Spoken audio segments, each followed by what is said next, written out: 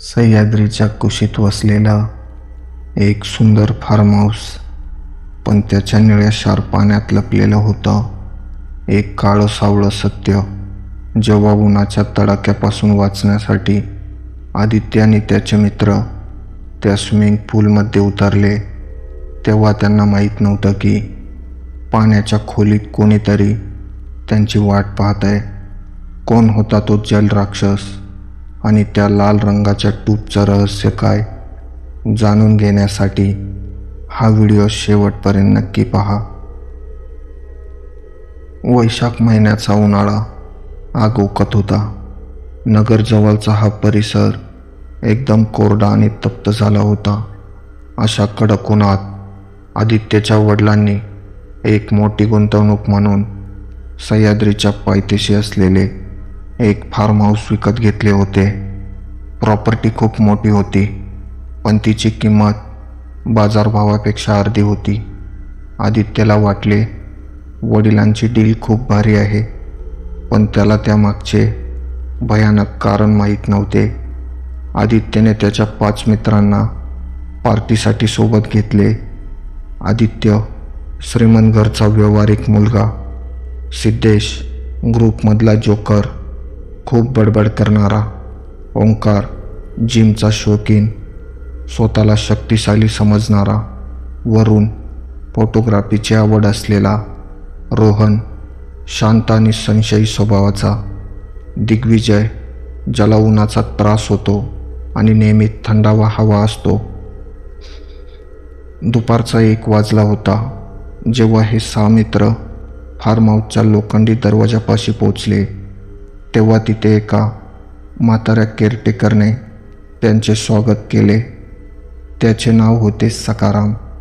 सखारामचा चेहरा कोरडा आणि डोळे खोल गेले होते. साहेब, हे किल्ली घ्या, पण एक लक्षात ठेवा, पूलमध्ये उतरायचे असेल तर फक्त सूर्य डोक्यावर असताना उतरा.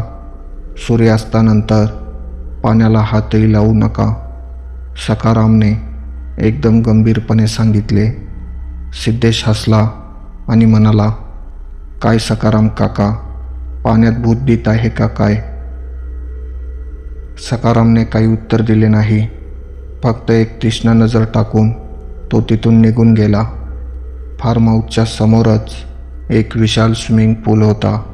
उन्हामुळे पाण्याचा थंडावा खूपच मोहक वाटत होता. पूलच्या कडेवर एक जुनी धूळ खात पडलेली लाल रंगाची स्विमिंग ट्यूब होती. वरुणने त्याचे कॅमेरा काढून पुलाचे फोटो घेतले, पण त्याला जाणवले की पाण्यातले प्रतिबिंब थोडे विचित्र दिसते. रात्री 12 वाजून गेले होते. AC फुल असूनही दिग्विजयला खूप गरम होत होते. त्याचा श्वास कोंडल्यासारखा होत होता. तो उठला आणि हॉलच्या बाहेर आला. बाहेर चंद्रकोर होती, पण सगळे सुनसान होते. त्याला समोरच्या पूलमधले पाणी चंद्रप्रकाशात पांढरे चमकताना दिसले. दिग्विजयला वाटले, एक उडी मारली तर किती शांती मिळेल. तो पूलच्या कडेवर गेला. त्याने पूलमध्ये पाहिलं. त्याला पाण्याच्या आत कुठेतरी ती लाल ट्यूब तरंगताना दिसली. त्याला वाटले वाऱ्याने ते पूलमध्ये गेली असेल. दिग्विजयने उडी मारली. पाणी खूप थंडगार होते. तो पूलच्या मधोमध पोहण्याचा प्रयत्न करू लागला, पण अचानक त्याला फील झाले की त्याचा डावा पाय कोणीतरी जोरात पाण्याखाली ओढतंय. त्याला वाटले त्याचा पाय पूलच्या फिल्टरमध्ये अडकला असेल, पण त्याला पाण्याखाली एका मानवी हाताचा घट्ट स्पर्श जाणवला. तो घाबरला. तो वर यायचा प्रयत्न करू लागला, पण त्याला कोणीतरी जोरात खाली ओढत होते. त्याचा श्वास गुदमरत होता. तो वाचवा वाचवा म्हणून ओरडला, पण त्याचा आवाज पाण्याखाली दबला गेला. कसेबसे जोर लावून दिग्विजयने पूलचा काठ पकडला आणि स्वतःला बाहेर ओढले. तो बाहेर येऊन जमिनीवर पडला. त्याचा श्वास फुलला होता. त्याने पूलकडे पाहिले. पाण्यावर एकही लाट नव्हती. पाणी एकदम शांत होते, पण पाण्याच्या ठीक मधोमध ती लाल ट्यूब अचानक पाण्यावर येऊन तरंगू लागली. जसे की कोणीतरी लहान मुलाने ती तेव्हाच पाण्यात सोडली असेल. दिग्विजयच्या पायावर लाल निळे हाताचे निशाण उमटले होते. तो भीतीने थरथर कापू लागला आणि धावत हॉलकडे सुटला.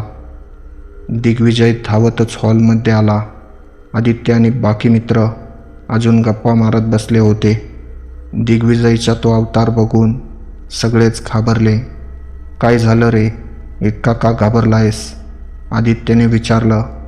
दिग्विजयने थरथरत्या हाताने त्याचा डावा पाय दाखवला.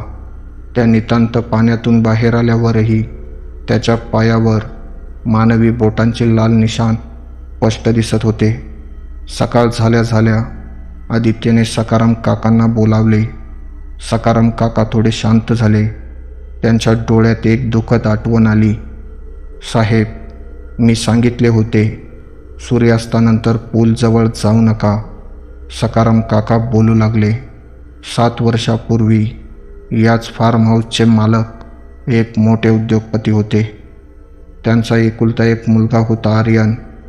तो 8 वर्षाचा होता. त्याला पोहायला खूप आवडायचे, पण त्याला थोडी भीतीही वाटायची. म्हणून त्याचे वडील त्याला नेहमी तो लाल ट्यूब लावून पोहायला शिकवायचे. सकाराम काका पुढे बोलले. तो उन्हाळ्याचा दिवस होता. आर्यनचे वडील एका मीटिंगसाठी बाहेर गेले होते. आर्यनला खूप गरम होत होते. त्याने विचार केला की वडील येईपर्यंत आपण एकटे पाण्यात उतरूया. पण घाईत त्याने तो ट्यूब घेतला नाही. त्याने पूलमध्ये उडी मारली, पण त्याला पोहता येत नसल्यामुळे तो पाण्यात धडपडू लागला. त्याचा श्वास कोंडला आणि त्या पाण्यात त्याची जलसमाधी झाली. जेव्हा त्याचे वडील परत आले तेव्हा त्यांना पूलच्या कडेवर आर्यनचा तो लाल ट्यूब एकटा तरंगताना दिसला. ते दुःख त्यांना सहन झाले नाही, म्हणून त्यांनी हा फार्म हाऊस विकायला काढला. पण आर्यनचा आत्मा अजूनही तिथेच आहे. त्याला कोणीतरी खेळायला हवे असते. तो अजूनही त्याचा ट्यूब शोधतोय. हे ऐकल्यानंतर सगळ्यांची बोलती बंद झाली. आदित्यने ठरवले की आपण लगेच निघून जायचे, पण उन्हाळा इतका कडक होता की त्यांची गाडी ओव्हरहीट झाली आणि स्टार्ट झालीच नाही. त्यांना ती रात्र तिथेच थांबणे भाग होते. रात्री 2च्या सुमारास अचानक हॉलमध्ये पाण्याचे ओले पाऊल ठसे दिसू लागले. हॉलच्या बाहेरून एखाद्या लहान मुलाच्या हसण्याचा आणि पाण्यात उडी मारण्याचा आवाज येत होता. सिद्धेश हिम्मत करून पूलकडे बघायला गेला. त्या चंद्रप्रकाशात त्याने पाहिले तो लाल ट्यूब पाण्यावर तरंगत होता आणि त्याच्या आत एखादी लहान मुलाची आकृती बसली होती.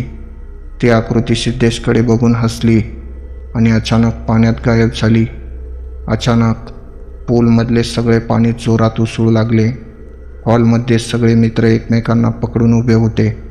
त्यांना जाणवले की घराच्या एसीमधून पाण्याचे थेंब पडत आहे आणि पाण्यातून एक आवाज येतोय, मला खेळायला यायचं आहे, मला खेळायला यायचं आहे. सकाळ झाल्या झाल्या आदित्य आणि त्याचे मित्र गाडी ढकलत तिथून पळाले. त्यांनी परत कधीच मागे वळून पाहिले नाही. आदित्यच्या वडिलांनी तो फार्म हाऊस नंतर विकून टाकला. पण आजही तिथे जाणारे लोक सांगतात की उन्हाळ्याच्या रात्री पूलमध्ये एक लाल ट्यूब आपोआप हलतो आणि एखाद्या लहान मुलाच्या हसण्याचा आवाज येतो. आर्यन अजूनही तिथेच आहे, त्याच्या ट्यूबची आणि नव्या मित्रांची वाट बघत. तर ही होती आजची बाईकथा. व्हिडिओ आवडला असेल तर व्हिडिओला लाईक आणि शेअर करा आणि अशाच नवनवीन बाईकथा ऐकण्यासाठी चॅनलला सबस्क्राईब करायला विसरू नका, कारण खरी भीती अजून बाकी आहे.